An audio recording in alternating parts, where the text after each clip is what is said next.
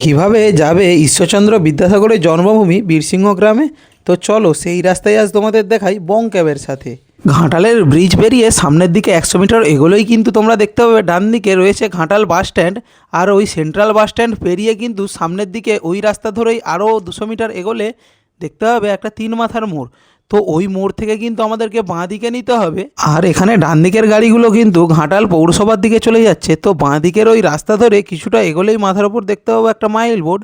আর ঠিক মাইল বোর্ডটা পেরিয়ে আরও 500 মিটার এগোলেই কিন্তু সামনে বাঁ দিকে দেখতে পাবে ঘাটালের যে বিশালক্ষী মন্দির, সেই বিশালক্ষী মন্দির। তো মন্দিরে প্রণাম করে ওই রাস্তা ধরেই আরও 500 মিটার এগোলেই দেখতে পাবো একটা তিন মাথার মোড়। আর এই জায়গাটার নাম কিন্তু ঘাটালের বর্দা চৌকন। তো এখান থেকে ডান দিকের গাড়িগুলো কিন্তু আরামবাগের দিকে চলে যাচ্ছে। তো আমরা কিন্তু এইখান থেকে সোজাই যাব ওই রাস্তা ধরেই সামনের দিকে সোজা আরও 1 কিলোমিটার এগোলেই কিন্তু ডান দিকে দেখতে পাবো বর্ণ পরিচয়ের একটা গেট। আর ঠিক এই গেটটা দেখেই কিন্তু তোমাকে বুঝে নিতে হবে তুমি বীরসিংহের প্রায় কাছাকাছি চলে আসছো।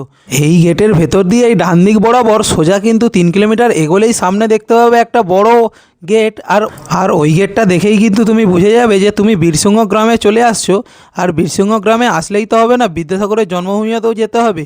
তো তাই আমরা ওই গেটটা পেরিয়েই বাঁদিকে যে রাস্তা চলে গেছে ওই রাস্তা বরাবর সোজা কিন্তু 300 মিটার এগোলেই কিন্তু তুমি পৌঁছে যাবে বীরসিংহ বিদ্যাসাগরের যে জন্মভূমি সেই জন্মভূমিতে। তো তোমরাও কারা কারা বীরসিংহে এসেছো একটু কমেন্টে জানাও। আর কোন রাস্তা জানতে চাও সেটাও কমেন্টে জানাও।